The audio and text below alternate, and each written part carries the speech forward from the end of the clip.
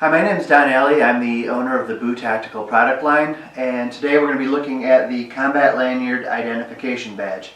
What this is it's a combat lanyard, which is a segment of paracord, and I've basically just put a hook and an ID badge on it.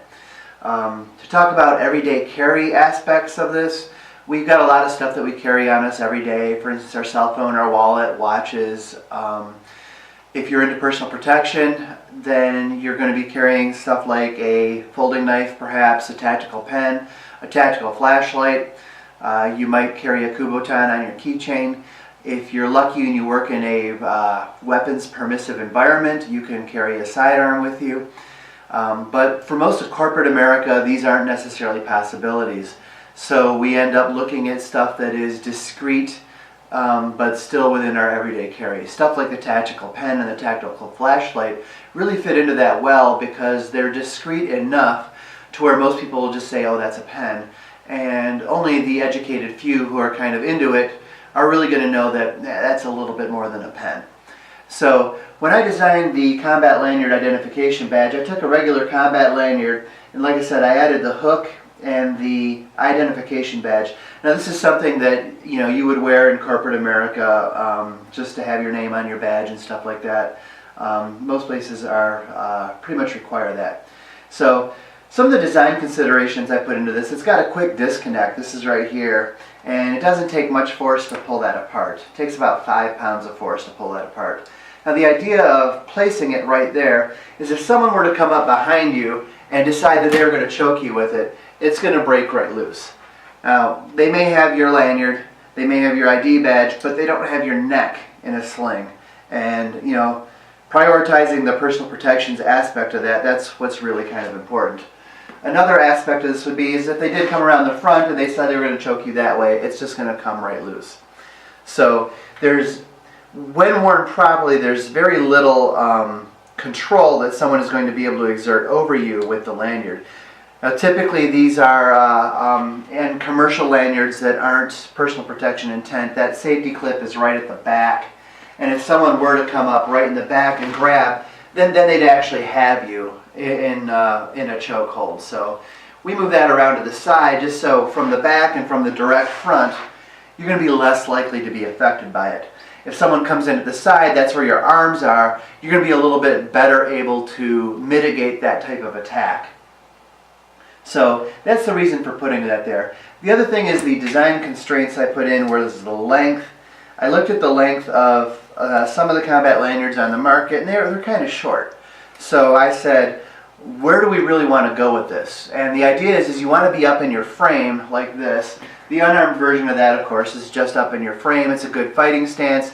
You've got your protective capabilities in front of you, i.e. your arms. You can block and punch at the same time. You block that way, punch at the same time. You can do a lot. You can keep your hands open to be able to do a grapple if that's your background.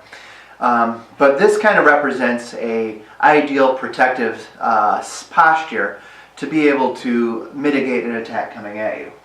So, if you take the combat lanyard and you put it there in your frame, it doesn't do anything to hinder that. It doesn't affect your frame at all. And in fact, it makes it easy to loop that around to be able to attack, which we'll get into later.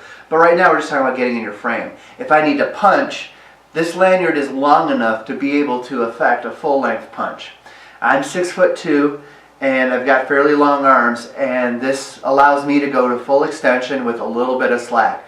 So it's going to be good for pretty much most of the population.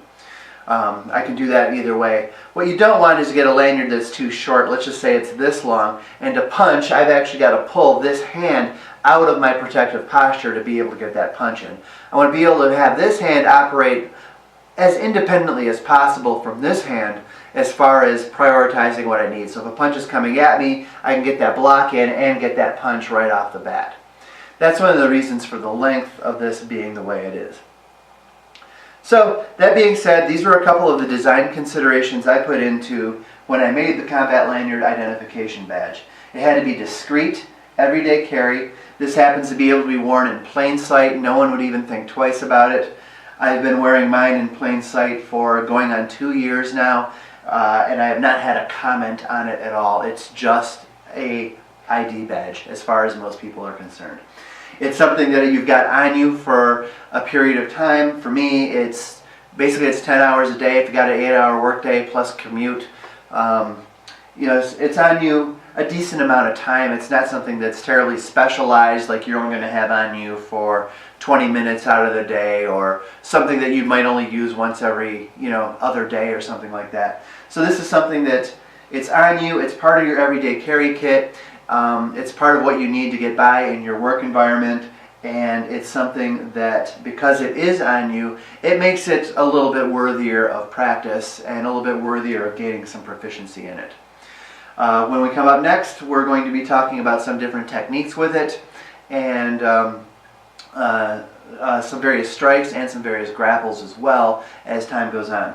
Anyways, please check out my website. It's Bu Tactical, BU Tactical.com, and check out the Combat Lanyard. Thank you.